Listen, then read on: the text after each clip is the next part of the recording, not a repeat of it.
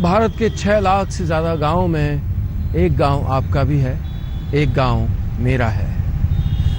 उस अपने गांव से कनेक्शन और भारत के हर गांव से कनेक्शन बनाना है, इसीलिए हमारा प्रयास।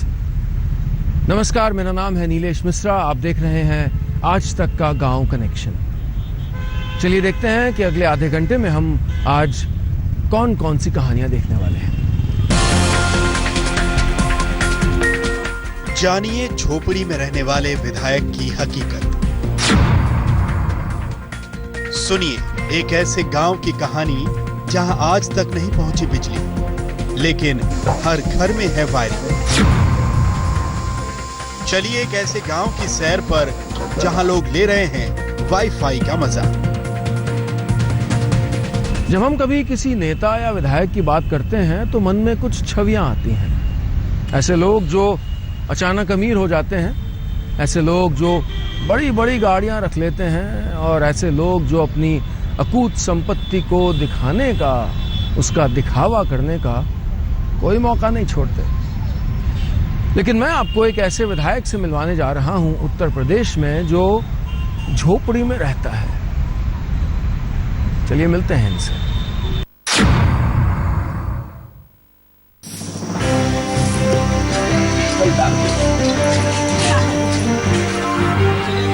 इन तस्वीरों के पीछे की कहानी बिल्कुल फिल्मी है।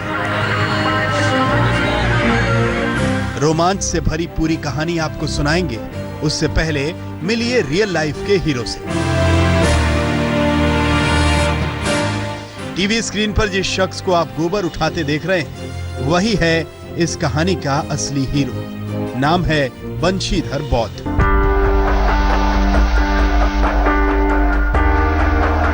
बेहद साधारण से दिखने वाले बंशीधर कोई मामूली आदमी नहीं, बल्कि यूपी की सत्ताधारी समाजवादी पार्टी के विधायक हैं। चौंक गए ना? और ये सुनकर आप हैरान रह जाएंगे कि विधायक साहब के साथ जो महिला काम में हाथ बटा रही हैं, वो उनकी धर्मपत्नी है। बंशीधर यूपी के बहराइच जिले के बाल्हा विधानसभा सीट से विधायक है। लेकिन चर्चा में इसलिए है क्योंकि विधायक बनने के बाद भी ये परिवार के साथ झोपड़ी में रहते हैं। कोई भी आदमी अन्न खाता है भैया, लेकिन ये अन्न को जितने आप सम्मान देंगे उतना ही मीठा लगेगा। झोपड़ी में रहने वाले विधायक बंशीधर बौद्ध चौकीदार से सियासत के सूरमा बने। लोगों ने सोचा था कि दूसरों की तरह विधानसभा पहुंचने के बाद बंशीधर के भी रंग ढंग बदल जाएंगे। वो लखनऊ में बड़े बंगले में रहेंगे, लेकिन बंशीधर ने अपने गांव से ऐसा कनेक्शन जोड़ा कि हर कोई हैरान है। जनता से तो कनेक्ट है, इसमें कोई दो राय नहीं। बहुत सुविधा बढ़ गई, रोड की सुविधा बढ़ गई, जैसे और कोई दिक्कत है तो की सुविधा बढ़ गई, कोई योजना के है उसकी आसानी हो गई। विधायक बंशीधर के विधायक बनने की कहानी जितनी दिलचस्प है, उससे कहीं ज्यादा रोमांचक है उनका अतीत। ये एक ऐसे शख्स की कहानी है जो मुफलिसी में रहते हुए अचानक मुकद्दर का सिकंदर बन गया। जानना चाहते हैं बंशीधर की पूरी कहानी? तो बने रहिए हमारे साथ। रामबरन चौधरी, बहराइच, आज तक। उत्तर प्रदेश में नेपाल के बॉर्डर के करीब एक जगह है बल्हा, जो कि बहराइच जिले में आती है। ये टाइगर कोर जोन में आता है, बिछिया क्षेत्र में। यहीं पर रहते हैं वो विधायक जो एक झोपड़ी में रहते हैं। इनका नाम है बंशीधर बौद्ध। आखिर ये क्यों रहते हैं एक जंगल के बीच, शहर से दूर, इस झोपड़ी में? और ये कोई ऐसे वैसे विधायक नहीं है। जब कुछ समय पहले इनकी बेटी की शादी हुई थी तो खुद उत्तर प्रदेश के मुख्यमंत्री अखिलेश यादव वहां उनकी झोपड़ी तक आए थे। क्या ये एक सियासी स्टंट है या सचमुच उनका गांव से दिल का कोई कनेक्शन है? मैंने पार्टी नहीं बनाई, नई पार्टी बना के जिले में तमाम। हिंदुस्तान के सबसे बड़े सूबे उत्तर प्रदेश की राजधानी लखनऊ, इसी लखनऊ से चलती है यूपी की हुकूमत। अपने क्षेत्र से चुने विधायक इसी लखनऊ में आलीशान बंगलों में रहते हैं। लेकिन बहराइच के बलहा सीट से विधायक बंशीधर बौद्ध लखनऊ की चकाचौंध भरी दुनिया से कोसों दूर है। राजधानी से 130 किलोमीटर दूर गांव की झोपड़ी में रहते हुए वो सियासत की नई तस्वीर पेश कर रहे हैं। देखिए, ऐसा है कि जनता का दिया हुआ धन है, इस पर तो घमंड करना महाबेवकूफी है। विधायक बंशीधर के मुताबिक गांव से उनके अतीत का ऐसा कनेक्शन है कि वो चाहकर भी गांव नहीं छोड़ सकते। जितने वोट की कीमत प्रधानमंत्री की है, उतना ही वोट की कीमत एक गरीब आदमी गांव में रहने वाला निरहु गुरहु की वोट की कीमत है। आज से करीब 40 साल पहले उनके पिता रोजी रोटी की तलाश में बलिया से बहराइच आए थे। बेहद गरीबी में पले बंशीधर के पिता चरवाहे थे।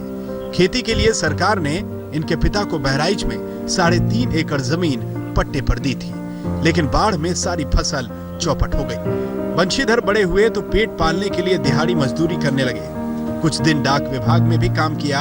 इसके बाद घर के पास सेंट्रल स्टेट फार्म में चौकीदारी की। पैसों की किल्लत दूर करने के लिए बंशीधर ने पंचर की दुकान तक खोली। हम अपने गांव में जब साइकिल का पंचर साटते थे तो हम अपने गांव में कई आदमी को चंदा लगा के जान बचाए हैं। बंशीधर की किस्मत ने कुछ साल पहले करवट ली जब लोगों के कहने पर ये जिला पंचायत का चुनाव लड़े और जीत गए। इनकी लोकप्रियता को भुनाने के लिए 13 सितंबर 2014 को हुए उपचुनाव में समाजवादी पार्टी ने इन्हें टिकट दिया और ये भारी अंतर से विधायक बन गए। वो आते हैं साहब, हमारे दुख सुख में शामिल होते हैं, मुझसे अच्छी तरह मिलते हैं, हमारी बात को सुनते हैं। जनता को लेकर चलते हैं, खूब प्रेम से चलते हैं। भूखे के भूख जानती, प्यासे के प्यास जानती हैं। जिसे अब हम तकलीफ में मजदूर है नहीं, मजदूरी ना है, विधायक द्वारे आए न तो राशन पानी पेट के हमरा दीहिन। विधायक बनने के बाद क्षेत्र का काम करने के लिए इन्होंने लोन पर गाड़ी खरीदी, लेकिन इनसे ज्यादा गांव के लोग गाड़ी का इस्तेमाल कर रहे हैं। गांव वालों के बीच झोपड़ी का रहने वाला ये विधायक उन लोगों के लिए मिसाल है जो वोट के लिए गांव-गांव तो घूमते हैं, लेकिन चुनाव जीतने के बाद गांव में झांकते तक नहीं। रामबरन चौधरी, बहराइच, आज तक। मैं आपको ले चलता हूं पंजाब, जहां एक ऐसा गांव है जो हालांकि जंगल के बीचों बीच नहीं है, लेकिन उससे भी बदतर स्थिति में है। होशियारपुर शहर से सिर्फ 22 किलोमीटर दूर पे एक गांव है मलौट। आजादी के लगभग 7 दशक बाद भी इस गांव में बिजली नहीं है। मूलभूत सुख सुविधाओं की प्रतीक्षा कर रहे हैं यहाँ के ग्रामीण इतने सालों से। उम्मीद की हद देखिए, गांव में वायरिंग हो गई है, हालांकि बिजली नहीं है।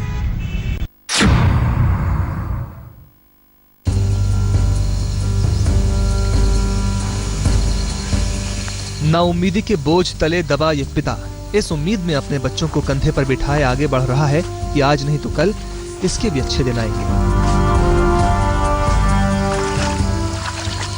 सिर्फ इस पिता को ही नहीं, पूरे गांव को उम्मीद है कि जिस अंधेरे में इनके पिता, दादा और परदादा की जिंदगी बीत गई, उस अंधेरे में उनके बच्चों का बचपन गुम नहीं होगा। तस्वीरें पंजाब के होशियारपुर के गांव मलौट की हैं। पहाड़ी पर बसे इस गांव में आजादी के 67 साल बाद भी सरकारी बिजली नहीं पहुंची है। मेरे ब्याह ਨੂੰ चौथा साल लग गया है। मेरा ब्याह जिस टाइम होया उस टाइम साडे घर ਵਿੱਚ बिल्कुल भी बिजली नहीं सी। ਹੁਣ भी साडे घर यही हाल है कि ਅੱਜ भी ਅਸੀਂ ਆਪਣੇ ਘਰ ਵਿੱਚ ਜਿਹੜੀ ਰੋਟੀ ਬਣਾਉਂਦੇ ਆ, ਰਾਤ ਹੋ ਜਾਂਦੀ ਹੈ, ਦੀਏ ਬਾਲ ਕੇ ਅਸੀਂ ਆਪਣੇ ਘਰ ਵਿੱਚ ਰੋਟੀ ਬਣਾਉਂਦੇ ਆ। ਕਈ ਵਾਰ ਬੱਚੇ ਖੇਡਦੇ ਖੇਡਦੇ ਹਨੇਰੇ ਵਿੱਚ ਕਈ ਚੋਲ ਕਈ ਤਰ੍ਹਾਂ ਦੀ ਸੱਟਾਂ ਲਵਾਉਂਦੇ ਨੇ। प्रताप तिवारी ने कहा कि मीटिंग लिस्ट कर देते। क्या कुछ नहीं है इस गांव में? रेडियो है, कार है, बाइक है, पंपिंग सेट है, यहाँ तक कि रहने के लिए पक्के मकान भी हैं। लेकिन बिजली नहीं होने की वजह से ये गांव दुनिया से कटा हुआ है। गांव में कोई पिता अपनी बेटी देने को तैयार नहीं है। नौजवान मुंडे ने उन्होंने दा ब्याह ही नहीं हुंदा।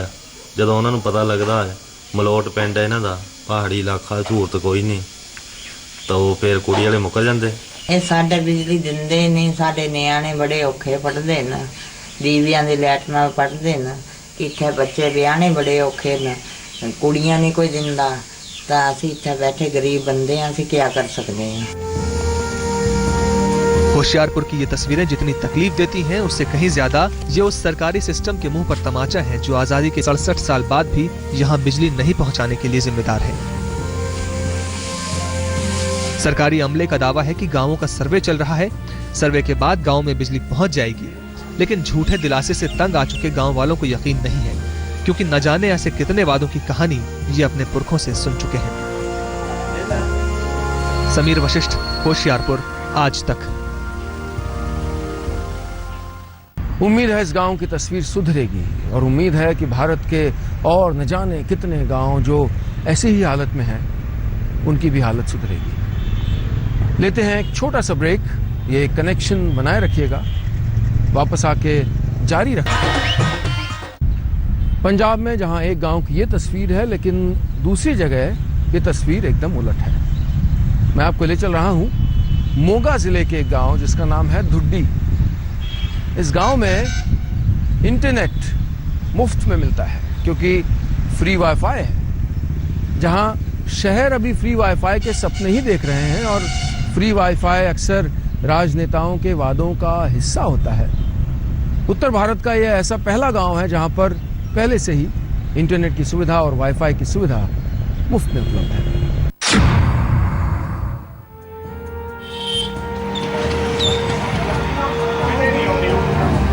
सुनकर चौंक जाएंगे जब आपको पता चलेगा कि स्मार्टफोन पर उंगलियां चलाते ये लोग किसी शहर के नहीं बल्कि एक गांव के रहने वाले हैं। पंजाब के मोगा जिले में पड़ने वाले इस गांव का नाम है धुड्डी। धुड्डी फ्री वाईफाई सुविधा देने वाला पंजाब का पहला गांव बन गया है। ये पीएनबी की तरफ से हुआ जो गांव को डिजिटलाइज किया गया, और आज के ज़माने की बात करें तो आज के ज़माने में ये बहुत ही ज़रूरी है कि हर घर को इंटरनेट यूज़ करना आना चाहिए, क्योंकि आजकल हमारी सुविधाएं ऐसे हो गई हैं। हमारा गांव बहुत ही फॉरवर्ड हो चुका है, जिन वाईफाई की सेवा में हमें बहुत सहूलतें मिलेंगी। हम फॉरवर्ड हो गए हैं, हम शहरों के बराबर आ चुके हैं। पंजाब नेशनल बैंक की मदद से इस गांव में पिछले कुछ महीनों से फ्री वाईफाई की सुविधा दी जा रही है। बैंक मैनेजर के मुताबिक पीएनबी के फाउंडर मेंबर लाला लाजपत राय की जन्मस्थली होने की वजह से इस गांव को सबसे पहले वाईफाई सुविधा के लिए चुना गया है। ये पंजाब नेशनल बैंक ने इनको स्पॉन्सर किया है। इसके ऊपर कम से लगभग 1 करोड़ के लगभग इसकी लागत आई है। फ्री वाईफाई सुविधा मिलते ही गांव के हर शख्स ने स्मार्टफोन ले लिया है। गांव वालों का व्हाट्सएप से लेकर फेसबुक पर अकाउंट है।